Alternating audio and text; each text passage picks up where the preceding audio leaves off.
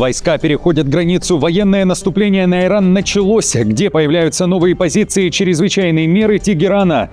Путин объявил эвакуацию. Флот США наносит удар, а НАТО открывает огонь. Впервые иранские ракеты направлены в сторону Североатлантического альянса. Задействуют ли статью 5 о коллективной обороне? Иран не собирается поднимать белый флаг. Трампа предупредили о тяжелой цене за начатую войну. Резкое обращение. Пентагон начал расследование после удара по школе для девочек в Иране. Представители Тегерана заявляют о жертвоприношении. Проверить психологическое состояние Трампа. Республиканцы и демократы бьют тревогу с акцентом на старость президента США. Страхи внутри страны. Удар РФ по Европе. Кремль решает опередить Брюссель. Новый ход Москвы после переговоров с венгерским министром.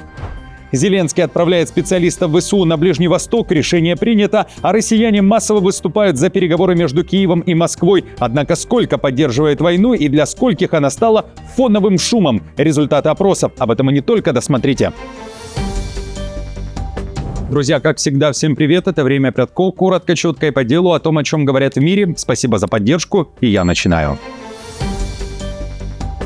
США развязали войну, которая подорвала безопасность всех партнеров Америки на Ближнем Востоке, а также начинает бить по всей мировой экономике, и дело не только в нефти. Иран наносит удары не только по военным объектам США и Израиля, но и по инфраструктуре стран Персидского залива, нефтяным платформам, портам, аэропортам и коммерческим судам, пишет Foreign Policy. И последствия этих атак выходят далеко за пределы региона. Через Ормузский пролив проходит около трети мировой нефти и огромные объемы газа, удобрения и химии. Любые перебои сразу бьют по ценам и рынкам. Кроме того, через порты и аэропорты стран залива проходят ключевые маршруты мировой торговли, авиаперевозок, финансовых потоков и денежных переводов. Если эти хабы начнут останавливаться, цепочки поставок по всему миру окажутся под угрозой, пишет издание. Уже сейчас движение судов через Ормузский пролив резко сократилось. Большинство рейсов в регион отменены, а биржи и рынки золота в Дубае фактически парализованы. Эксперты, опрошенные изданием, предупреждают, затяжная война может вызвать глобальный экономический шок, последствия которого окажутся гораздо серьезнее, чем рост цен на нефть. И здесь вспоминают слова бывшего президента США Вудро Вильсона, который еще 100 лет назад предупреждал: в современном мире последствия войны не ограничиваются полем боя, они затрагивают жизнь всей планеты. Далее цитата. Похоже, сегодняшние американские политики забыли предупреждение Вильсона. Начав эту войну, Трамп подверг своих партнеров в странах залива беспрецедентным атакам, тем самым нарушив потоки, которые являются жизненной системой мировой экономики.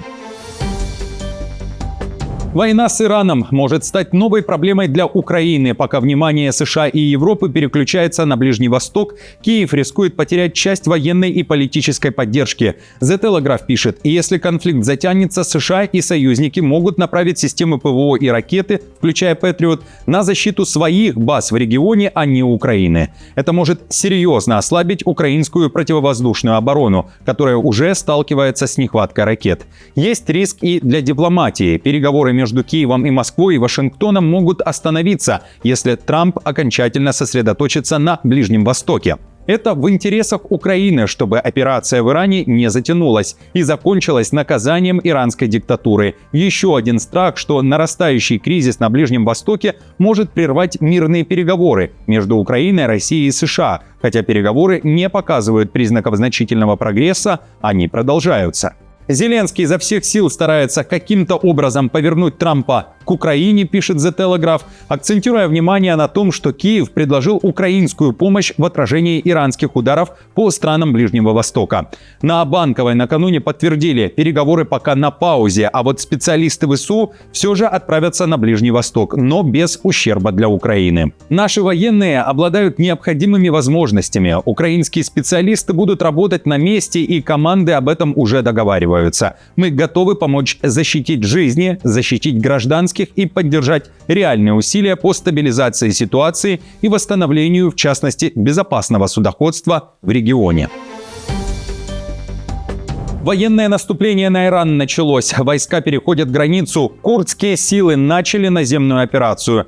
Тысячи бойцов партии «Свободная жизнь Курдистана» уже на территории Ирана и заняли позиции на территории страны. Подразделения продвигаются в горных районах на западе Ирана. Сообщается, что иранские силы эвакуировали приграничный город Мериван и начали строить оборону вокруг него, сообщает i24 News. Курдские отряды уже закрепились и дальше могут продолжить наступление вглубь иранской территории. Цитирую. По словам представителя коалиции политических сил иранского Курдистана, бойцы партии «Свободная жизнь Курдистана» заняли позиции в районе южных гор города Мериван на западе Ирана. Он добавил, что тысячи бойцов уже развернуты в горных районах страны, особенно глубоко в горах Загроз. Отмечу при этом, что иранские СМИ отрицают наступление курдов. США и Израиль также продолжают наносить удары по Ирану. В Министерстве войны прозвучал ряд резонансных заявлений. Иран обречен, никогда не получит ядерную бомбу, а силы Вашингтона и Иерусалима уже скоро получат полный воздушный контроль над всей территорией Ирана. Заявление сделал глава Пентагона Пит Хексет. Он также заявил, что операция только начинается, и США готовы продолжать ее столько, сколько потребуется. Кроме того, США опубликовали видео удара по боевому кораблю Ирана. Флот США нанес удар, в частности, подводная лодка. Фактически вчера в Индийском океане, и мы покажем это на экране, американская подлодка потопила иранский военный корабль, который думал, что в безопасности в международных водах. Вместо этого он был потоплен торпедой. Тихая смерть. Первое потопление вражеского корабля торпедой со времен Второй мировой войны. Мы сражаемся, чтобы победить. Иран при этом не собирается поднимать белый флаг. В Тегеране заявили, что Трамп заплатит тяжелую цену за свои действия. Такое заявление секретаря Совета нацбезопасности. Цитирую. Трамп втянул американский народ в несправедливую войну с Ираном из-за импульсивности Нетаньяху и его собственных нелепых действий. Пусть теперь отвечает за это сам. После гибели более чем 500 американских военнослужащих за эти последние дни остается ли все еще лозунг «Америка прежде всего»? У администрации Трампа заканчивается время, чтобы объяснить американцам войну с Ираном, пишет Политика, акцентируя внимание на противоречивые заявления представителей США.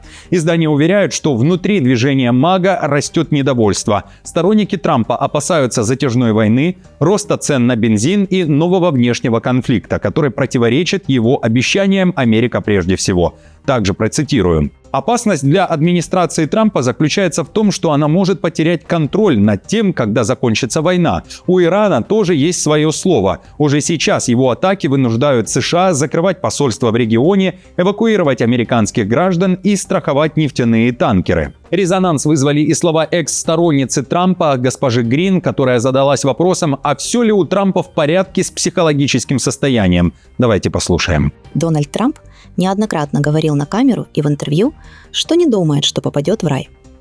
И я хочу задать серьезный вопрос. Что у него в голове? В каком он психологическом состоянии? Если он сам считает, что не попадет в рай, а он уже человек в конце жизненного пути, как это скажется на всех нас? Он уже сказал, что ему все равно на рейтинге. Представители демократов также требуют ответов и уверяют, что у Трампа нет точного плана. Я вышла с закрытого брифинга по Ирану, и вот что могу сказать. Все гораздо хуже, чем вы думали. У вас есть все основания для беспокойства. У администрации Трампа нет плана по Ирану. Эта незаконная война основана на лжи и была начата без какой-либо непосредственной угрозы для нашей страны. Дональд Трамп до сих пор не представил ни одной четкой причины для этой войны и, похоже, не имеет плана и по ее завершению. Тем временем НАТО впервые открыло огонь по иранской ракете, летевшей в сторону Турции. По данным Минобороны Турции, баллистическая ракета была запущена из Ирана, пролетела через воздушное пространство Ирака и Сирии и направлялась к турецкой границе. Ее перехватили системы ПВО и ПРО НАТО, и это первый случай с начала нынешней войны, когда иранская ракета была направлена в сторону страны НАТО. В альянсе резко осудили атаку, однако в Пентагоне заявили, что пока нет оснований для запуска статьи 5 о коллективной обороне. Турция вызвала на ковер иранского посла, а в Анкаре также заявили, что могут и ответить. Все необходимые шаги по обороне нашей территории и воздушного пространства будут предприниматься решительно и без колебаний. Напоминаем, что мы сохраняем за собой право ответить на любое враждебное действие в отношении нашей страны. Министерство войны США заявляет о начале расследования обстоятельств удара по школе для девочек на юге Ирана, в результате которого, по данным Тегерана, погибли более 160 человек. Речь о школьницах. Об этом заявил глава Пентагона Пит Хексет, отвечая на вопросы журналистов. Можете ли вы сообщить обновленную информацию о том, что администрация знает сейчас о сообщениях об ударе по школе для девочек на юге Ирана в субботу? Все, что я могу сказать, мы это расследуем. Мы, разумеется, никогда не наносим удары по гражданским объектам, но мы изучаем этот инцидент и проводим расследование. Эта тема вызвала большой резонанс. Иранские власти утверждают, что удар произошел 28 февраля в городе Минаб, и среди погибших были ученицы начальных и средних классов. Аль-Джазира пишет, что в заведении, вероятно, учились дочери преимущественно военных из рядов корпуса стражей Исламской революции. Рядом расположен военный объект, и в прошлом это помещение было частью его инфраструктуры, уточняет издание. В то же время иранский посол в Беларуси Санеи накануне связал удар с жертвоприношением ради успехов армии Израиля и США. На пресс-конференции в Минске после встречи с Лукашенко прозвучало такое заявление. Процитирую. Это может быть связано с культом Эпштейна. Возможно, это они проводили какой-то обряд для принесения детей в жертву. Кому война, кому мать родна. На фоне ситуации на Ближнем Востоке в Дубае предприимчивые делают кассу. Туристы и экспаты готовы платить сумасшедшие деньги, чтобы покинуть город золота. Ценник взлетел до небес. За эвакуацию из Дубая семьи платят до $250 тысяч. Об этом пишет Financial Times. По данным страховых компаний, которые занимаются кризисной помощью, вывоз одной семьи из 2 взрослых и 2 детей может обходиться до $250 000, если приходится использовать частный самолет. Цены на чартерные рейсы примерно удвоились всего за несколько дней, а даже наземная эвакуация стала чрезвычайно дорогой. Поездка на такси или арендованном микроавтобусе из Дубая в Маскат, это Оман, или Эр-Рияд в Саудовской Аравии, самые популярные направления для бегства, теперь стоят $1000 вместо нескольких сотен. Часть полетов из Дубая и Абу-Даби постепенно возобновляется, однако большинство регулярных рейсов все еще отменены, а десятки тысяч пассажиров остаются заблокированными в крупнейших аэропортах региона. На этом фоне страны Европы уже начали репатриационные рейсы для своих граждан. Накануне Путин также объявил эвакуацию. Россиян, застрявших на Ближнем Востоке, будут вывозить силы МЧС и Минобороны. Вот что еще пишет Financial Times. Мы уже видим тарифы на такси от $5000 и выше, сказал один из руководителей страховой компании. Главная проблема в том, что рекомендация Госдепартамента США по эвакуации говорит покидать регион доступными коммерческими рейсами, но сейчас таких рейсов почти нет. Хотя компании в регионе просят сотрудников работать удаленно, все больше жителей, туристов и экспатов пытаются уехать, поскольку конфликт не показывает признаков скорого окончания. США готовятся бессрочно вывести немецкую дочку компании «Роснефть» из-под санкций. Это событие станет серьезной дипломатической победой Германии после напряженных переговоров с Вашингтоном, пишет Bloomberg.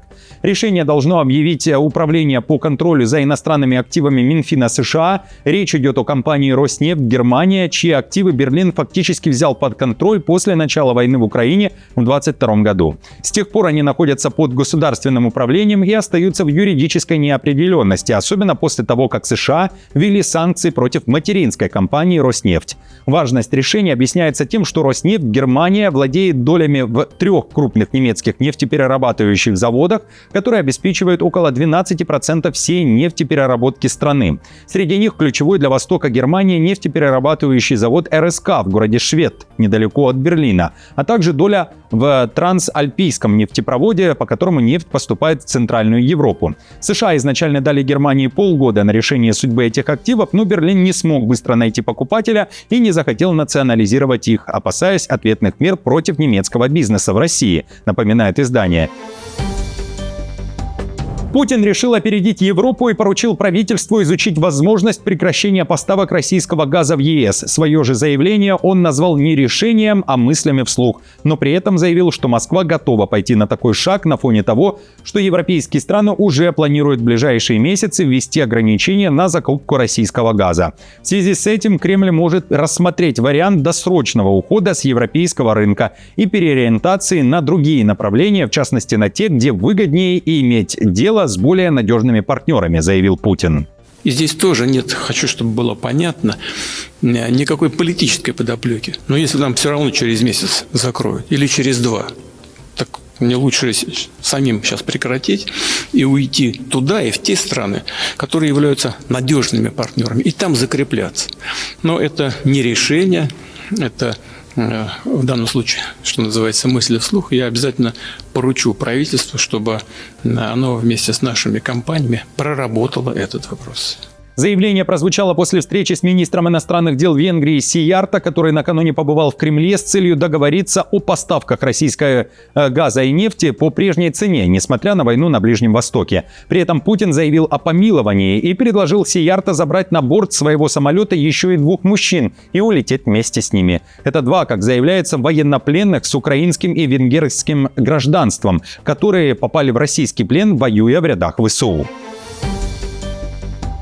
Россияне массово выступают за мирные переговоры между Киевом и Москвой, а процент тех, кто хочет, чтобы Путин продолжал войну, крайне низок. Поддержка диалога с Украиной достигла рекордного уровня, и причин несколько, пишет издание Bloomberg. Доля тех, кто хочет переговоров, достигла рекордных 67%, тогда как за продолжение войны выступает лишь 24%. И это минимум с 2022 года. Такие данные издание получило от крупнейшего центра опросов на территории России Левада-центр. Социологи уверяют, что несмотря на эти данные, поддержка самой войны остается высокой. 72% россиян заявили, что одобряют действия армии, а 57% оправдывают удары по энергетической инфраструктуре Украины. Bloomberg пишет, 56% россиян признались, что уже почти не следят за новостями о войне, что стало рекордным показателем усталости. По словам директора Левада-центра Дениса Волкова, люди хотят окончания войны, но на условиях Кремля, а также продолжают опасаться возможной новой мобилизации. Несмотря на усталость общества от войны, рейтинг одобрения действий Путина, как уверяет Левада-центр, по-прежнему высокий, около 82%, хотя доля россиян, считающих, что страна движется в правильном направлении, снизилась до 64%. На этом все, друзья. Спасибо большое, как и прежде, за вашу поддержку. Мне будет приятно, если оставите лайк, комментарий и сделаете репост этого видео. Всем мира и хорошего дня. И до встречи уже завтра.